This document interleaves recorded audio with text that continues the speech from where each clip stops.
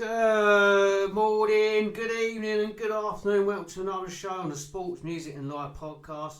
Again, we're going to be doing it about football. We've got Paul with me. Hello everyone, how are we doing? So we thought we will talk about something that I've done. So this show is going to be, as before, it's the show Let's Talk, we've got to double check that, Let's Talk Football. So we're going to talk about football again. Yes, I know we keep saying we're doing Music 1 again for those who listen. For those who don't, we will do a Music 1 eventually. But there's a lot happening in football lately. And so basically I took my boy to see Baller League. Yep. Never seen it before, only seen the highlights. Not really delved into it much. Paul has, so I'll let Paul talk a bit about it. Yeah, it's just a bit of fun really for me. Like I don't take it seriously. I know a lot of people can't stand it, a lot of people hate it, but for me, I just have it on a Monday night in between clients. I'm having my tea, and it's just on in the background, and I find it reasonably entertaining.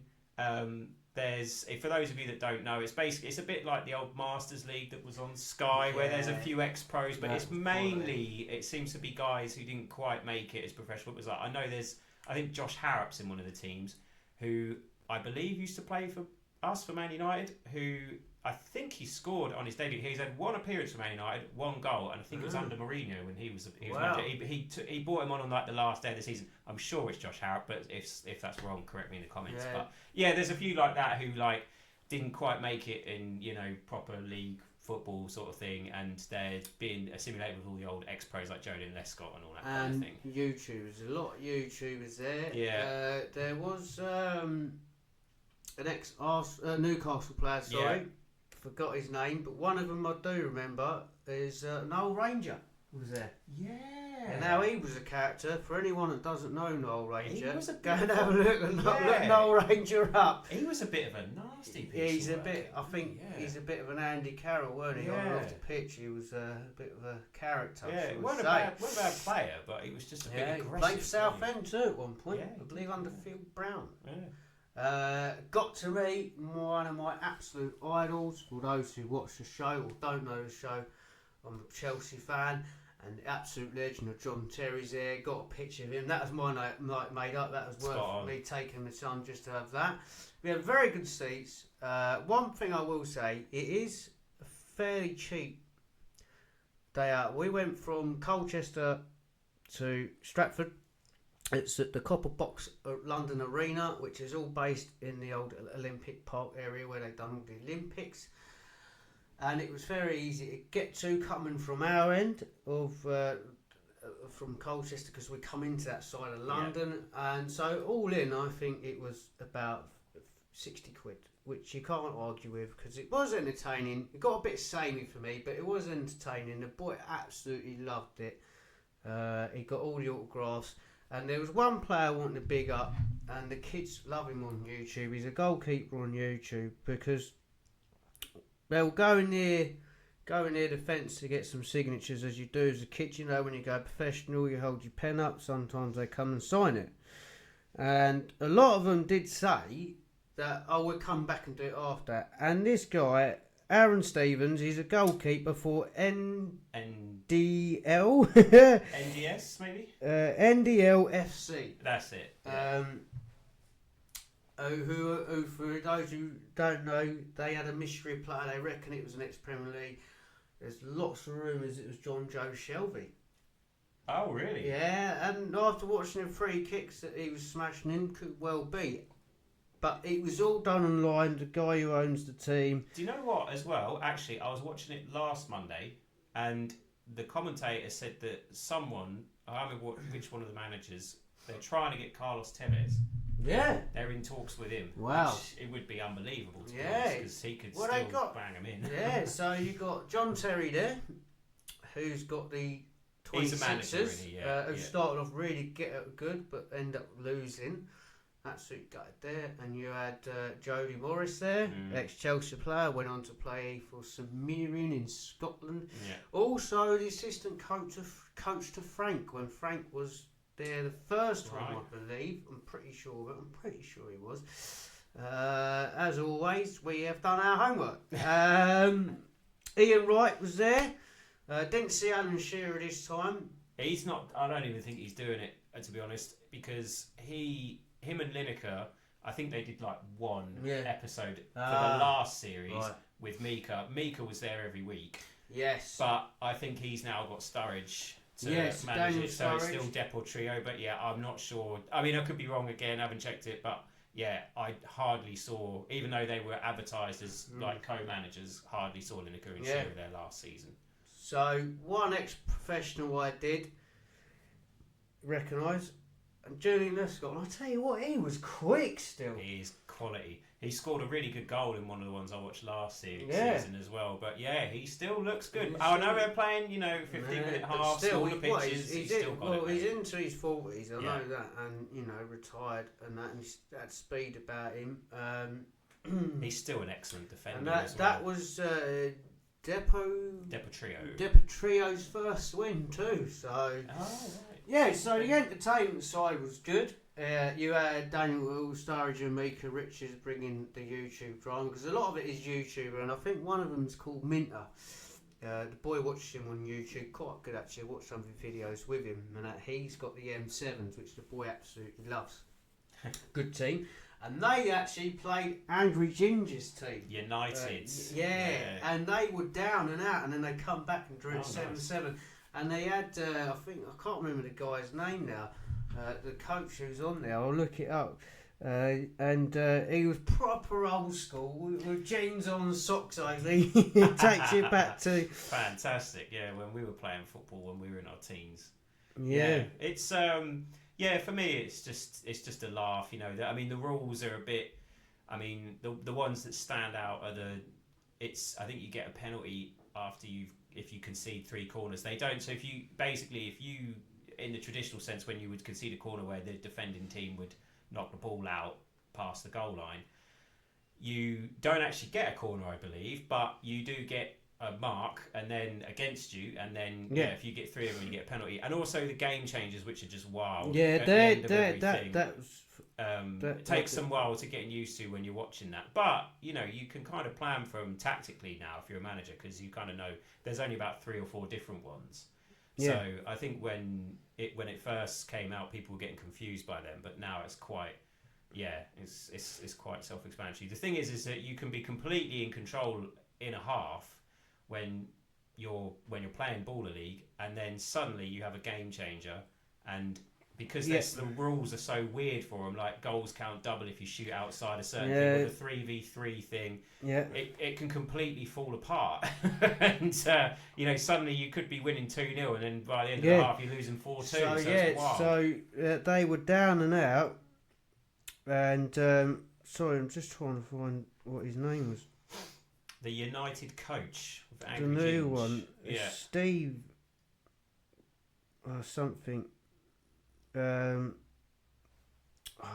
wasn't expecting to speak about him, but so they were losing, and he come back. I can't find his name. Listen, anyone that watches it will know he's the character anyway. That's the main thing. And they come back because of that game changer. So some of it's alright, but I just didn't understand it. But it's the enjoyment on the kid's face, and when you take your kid, the enjoyment of their face. You had Chloe Kelly there, didn't quite get to meet her, missed the opportunity to meet her. So it's certainly the YouTubers. Anything that gets kids into football, really, innit? I mean, that's always a good thing, So that's really cool. So I thought I'd cross the talk about the Ball League. Well, it's Paul's idea to talk about it, and I know you might as well mention it. And also, it is on YouTube for free to watch too. You can just go on their page and they stream it live every Monday, and you can just watch it for free, no strings attached. Yeah, the only discredit I will give it, just remembered, is for me, Paul's the only adult I know that watches it. There might be more out there that watch it. In fact, I know there is, because there's a couple of adults sitting behind me and the boy when was watching it.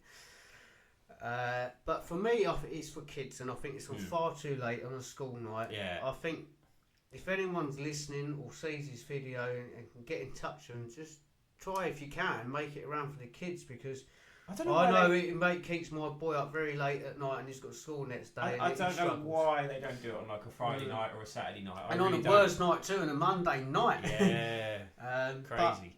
For the price of it, I thought it's absolutely outstanding and amazing, and I'm taking him again, but this time I'm doing it in the holidays. And but we got good seats, they're very cheap for what we paid. We were 4 rows back from the main stand behind the goal, and you can't complain. And sitting in that stand, you can see all the celebrities. I see Idris Elba walk past, obviously he's got a team, and I did Jens Lehmann was there, and I did see Robert Pires in the distance, but Jens Lehmann walked in in the VIP section. Now, I looked into the VIP tickets. Good luck getting them. You have to know someone who knows someone to get into that place. So that's Baller League covered. You got any more?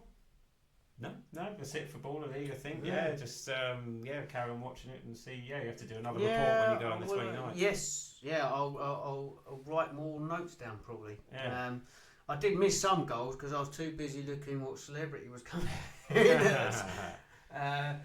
So, Paul went to bring up the subject, so I'll let you take it away, Paul. So, pet peeves in football we're going to discuss today. So, for anyone that doesn't know what that word means, what does that mean? Means it's a dictionary. stuff that annoys you, not just like not really, just doesn't make you fly into a rage. It just annoys you and irritates you, and it's all like one of them things Being that you Chelsea fan. You might think about it at the time and then maybe forget to bring it up, which is actually why I had to write a few of mine down. Right. Mine's mainly to do with positions in football now and just general thing, and stuff that I probably haven't spoken about on here before. The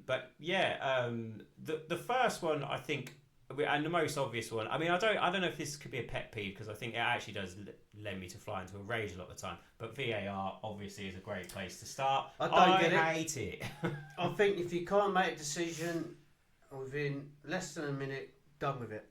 I think we covered that before on a show when we ranted about it. Yeah. We definitely ranted about it talking to each other. Yeah. That I do know. I have no problem with goal line technology because it's a fact. It either crossed the line or it didn't. That ball will... the referee's watch, I think it's his watch, vibrates when it goes over that line and you can't dispute it. But VAR is too... I mean... It was supposed to stop all of the contentious stuff. It's actually made it even more contentious because they still can't come to the correct decision. It's open to interpretation and it's opinion a lot of the time. They seem to think that it's causing a lot more injuries because they're playing as good as extra time all the time when they're playing. So if you're going to do VAR, do it right. If you can't make a decision in...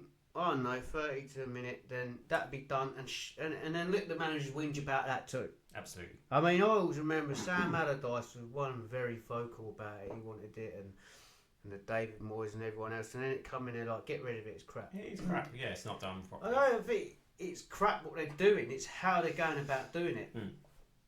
I completely agree. Anyway, so that's that one. I think we've spoken about it before, so I'm not going to dwell too much about it.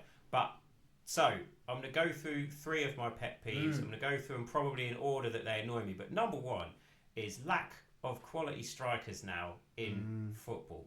And when I see people like, I don't think he's a bad player, but someone like Gyökeres going for the money he did. And I just think that's because Arsenal are desperate because they can't, you know what I mean? It just seems to be all the same type of player, big lumpy forward, playing up front. You can play up front by himself. He's got no first touch. He's got no skill. He's got no control. Drogba.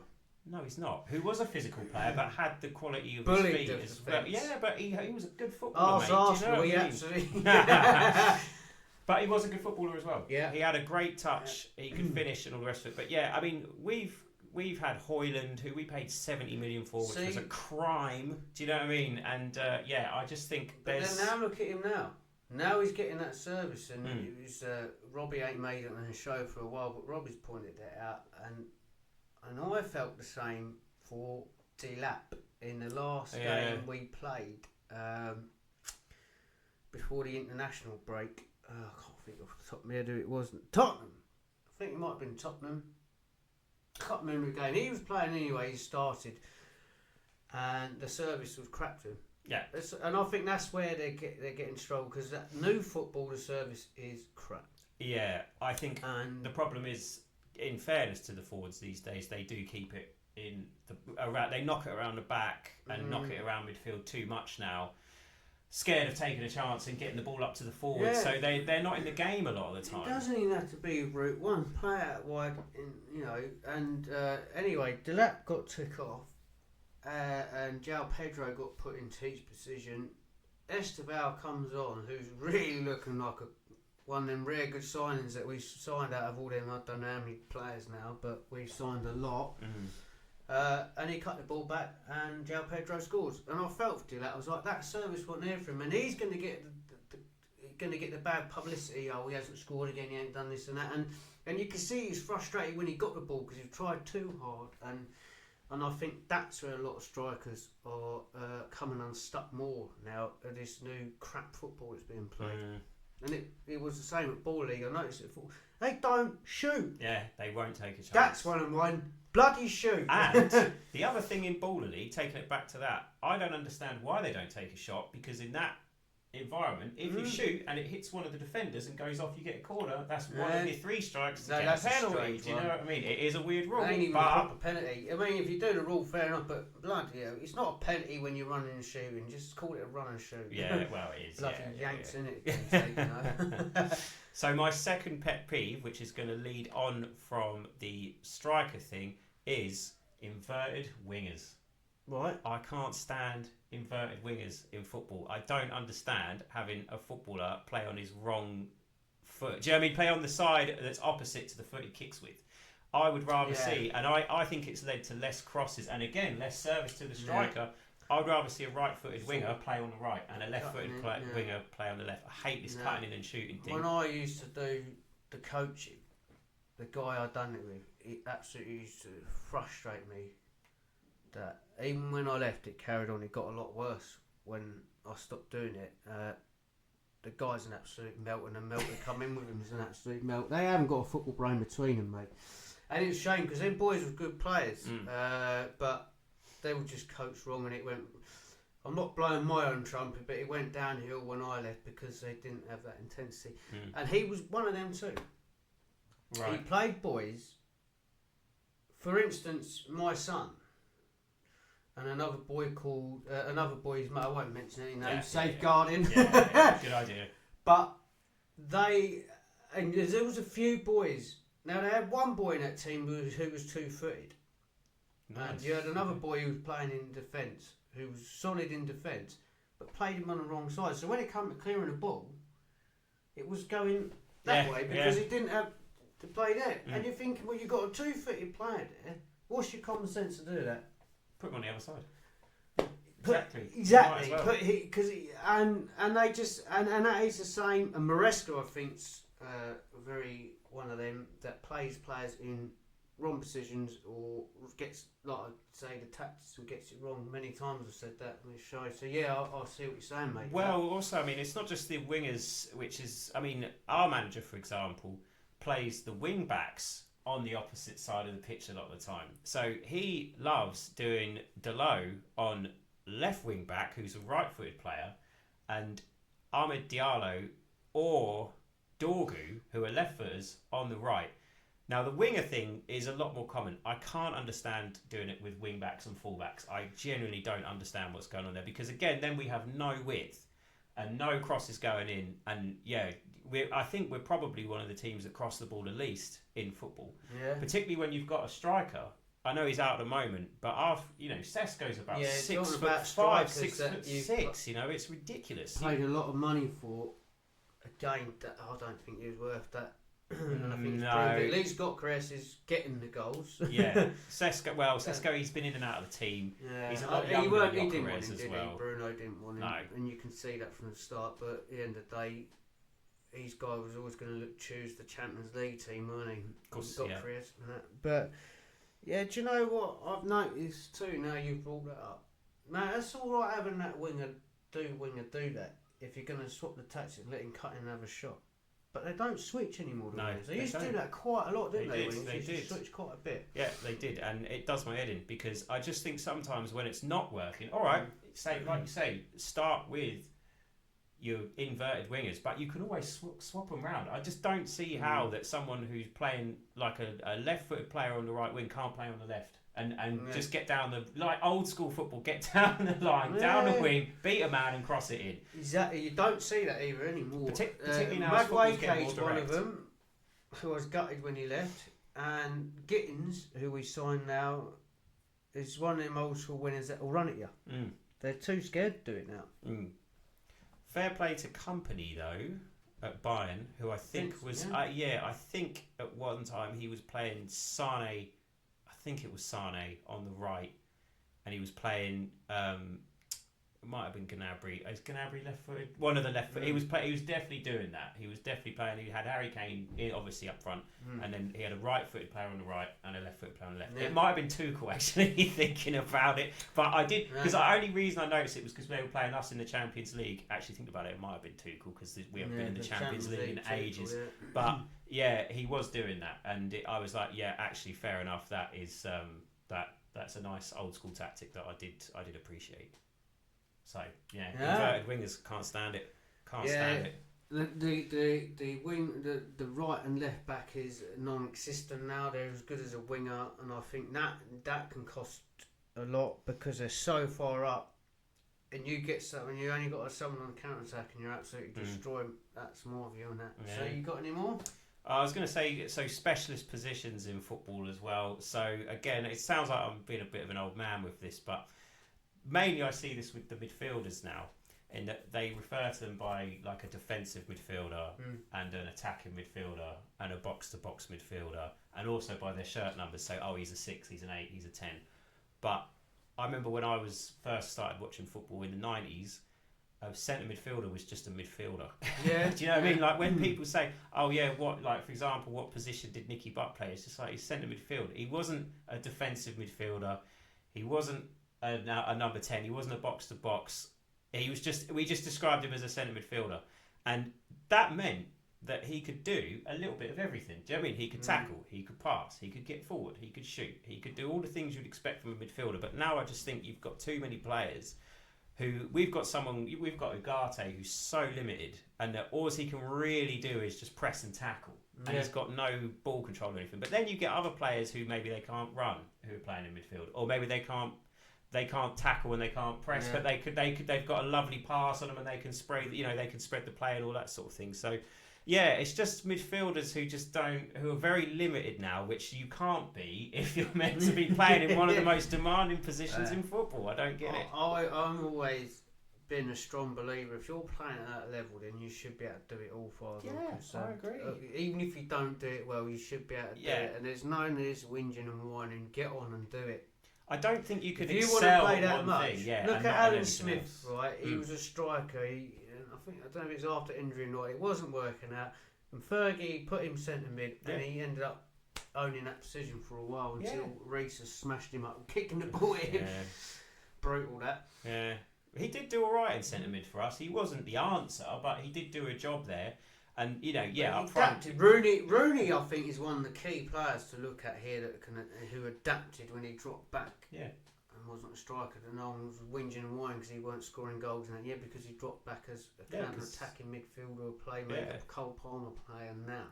Well, he was even deeper probably than Palmer actually at some point. I mean, he was at one point he was playing really far back. But he had the ability to do it. Yeah, he's always been quality. Yeah, I like Rooney. Yeah, great player. But yeah, that's just another one of mine. It's mainly positions and the way things are described, and the limited. I guess you could sum that up by just how limited footballers seem to be now. Yeah. How their skill set seems to have gone down, and maybe they excel at one thing, but not that's at the cost of everything else. So I just don't like to see it. I think the quality's going down a little bit, unfortunately. I think that's the standard football. So I've got a couple of pet hates. Yeah, go on. That's getting right on my nose with football at the moment, and it's all this talking like that. Yeah. What are you doing? Why? It's pathetic. It is every time. What is that? You're not in the Secret Service. No. Stop it. Pack it in. It's a football match. If they can't work out what you're doing on that pitch without you doing that, fair enough if you're giving like, fair enough. But it's even when they're standing there talking, because they're so scared of and so scared of probably being lip read on the camera, aren't they? But one of them, there's always been pushing and shoving in the box for corners and pulling shirts and all that. But it's the start pathetic. I never remember seeing it so bad, but it's getting worse and worse and worse, and it's getting on my nerves. And then when you do think it's a foul, you're like, well, come, then that's a foul. And then again, it ain't a foul. But it is pansy, pathetic stuff. Just get on to game football. Let it happen. If it's going to happen, it's going to happen. Yeah. Arsenal are the worst for that. Every goal I think I've seen score is a foul. Yeah. Do you know what I mean? And they never gets given. The one actually we lost at home to them on the first day of the season. I don't care what anyone says, that was a foul on our goalkeeper. Yeah. No doubt about it. I can't remember it, mate. Yeah, mate, honestly, if you watch it back, he fouled the keeper and they get given it. And it's always to do with their set pieces. They just seem to be allowed to just shove and kick and, elbow players out of the way. Yeah. It goes in and it's like, oh, Arsenal are a great set piece team. Well, no, they break the rules most of the time. Yeah. They're not even goals. So. And unless they play with a dodgy ball. So... Is that it? Yeah, that's my pet peeves so that's in football. mine too. So, not that they're going to cut it out, and stop being pansies. You're getting worse. You're becoming proper prima donnas. I mean, I know it's been bad for years, but it is generally getting bad. Yeah. And that attitude from that Spencer, going to lead on to England after this. After we beat him, and he walked off, and he wouldn't talk to his coach and all that. Now you wouldn't dare do that to Mourinho, Alex Ferguson. And that's why even Pep actually, to be fair. Pep, I think Pep's a bit of a. I'm not going to swear in case kids talk, but beep. I think he's one of them because when he's giving Haaland a rollicking on the pitch, it's all attention with Pep. He's very, very similar to Jose Mourinho, which was shown. Get you. And I don't agree with that, and I think Haaland don't like him. I was very surprised Haaland signed it. I just get that impression. I've looked at him last time. Haaland just looks at him like, go away, mate. If it weren't for me, Haaland's there for the money, mate. I'll tell you what, I'd give him 500 grand a week because I love Haaland. Yeah. Absolutely machine. Old school too. He wants it with the defence and he'll bully him around. But so leading on, and so Tuchel dropped. That's why he dropped Spence, because he said, I don't like it, I'm having it. So he dropped him because of how he was... Because how he treated Frank. Thomas Frank. Good. Yeah. I thought fair play. I think he's dropped Bellingham for similar... Well, I think he doesn't like his attitude. I don't think he likes Bellingham. No. See, I tried watching... The England games wasn't that great for me, especially on Sunday when we... Sunday Albania. We played Albania. I watched the first half, found it very boring to watch. And apparently Bellingham had a game of his life, and apparently he's been criticised for it too by Tuchel. I don't think Tuchel likes him much. Tuchel's very funny like that.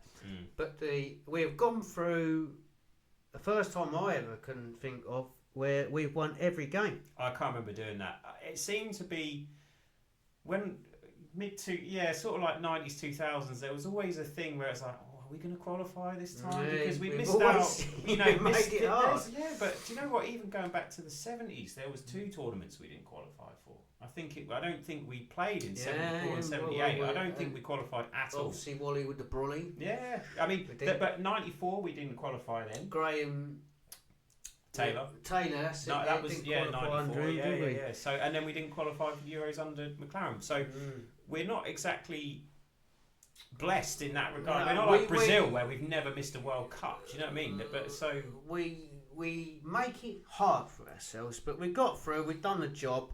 And to be fair, under Gareth, we never even looked like missing out. Do you know what I mean? It's like we just breezed through it, and you didn't even need to check the scores because you knew we would be there. Yeah. So, but this time round, he's won every game, and as we checked it beforehand, haven't even conceded a goal. Yes. So he's got basically a perfect qualifying record, which has to be respected. Because there's no one difficult. We haven't got France in the group, but you've still got to beat you've got to beat what's in front of you. And then Serbia and Albania are not bad teams. And that's why the game was boring, because especially Serbia, they just sat there and defended, and that's what they're renowned for. I think Albania come and give it to us, but at times we just found it hard to break them down, and it's that. And I think that is. But Birmingham, I thought, done all right, and I think we're qualified. We ain't. So we'll see what group we get and how we end up. Yeah. But whether we're going to win it or not. But one thing I am going to finish on: we take Birmingham. Whether he starts or not is another question. But I can guarantee you now, if one player's coming off the bench with a bit about him to prove something, and that's him, and he will get us that winner.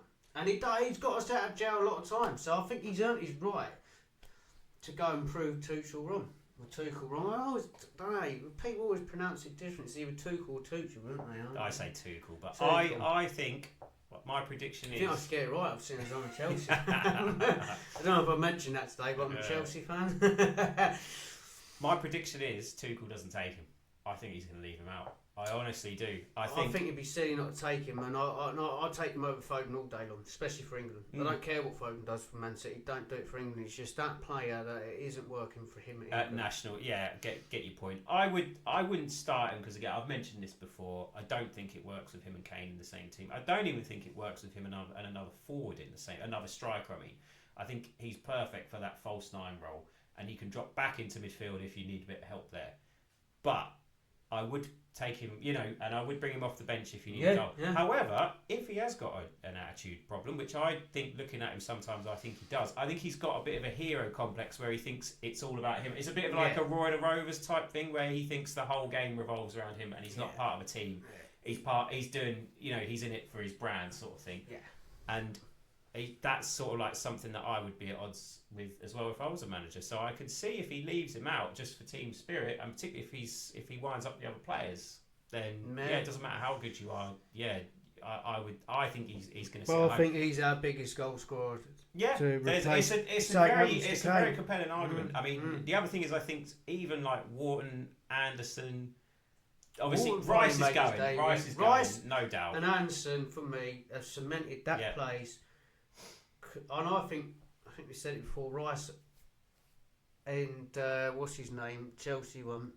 Casado are the best centre midfielders, box to box midfielders. Box to box, yeah. In the Premier League, certainly. Yeah. Around the world's a big argument too. Yeah, but I think whether I agree with it or not, I think it's going to leave him out. I think it's going to be a bit of like a Hoddle Gascoigne thing, 98, where it's like a massive call, and he's going to make that call, and he's going to basically be showing both the team and the media and the fans what a big set. He's in there to go and win it for us. Cojones he's got, and then he's going to be hated in Germany, and he'll be very liked in England. And I love him. I just like I said before, just the World War crap is all over with. Well, it's not crap, World War, don't take that the wrong way, but I meant like the issues with Germany and all that. All that's over. It's all done with, we've moved on from that, and it's still a footballing rivalry. That's like bringing an Aussie in to coach your cricket team. Yeah, exactly. And we might bring up seeing the Ashes on at the moment. It's a sporting rivalry. That's exactly correct. Yeah. So we'll come to the end of that show. This show again. Another nice to get another show out there about football. As always, please like and share and subscribe. Put the thumbs up. And give us a comment. No one's giving us any comments. Tell us what you think. If you've got an argument you want to have or something you want to bring up, let us know and I can jot it down and then we can bring it up next time. And if you want to come on, we'll try to arrange it where you can come on and we'll talk about it. I don't know how we'd do that. We could FaceTime you. Whatever. But we will sort something out. So so thank you to listening to another show on the Sports Music and Live podcast. I've had Paul back today. Thank you, everyone. And we may bring you a Christmas, not a Christmas one. We may bring you. Well, we could do one about a Christmas song actually. Before Christmas, we'll see. But we'll bring you another music one. Is what I was trying to say. So thank you for listening.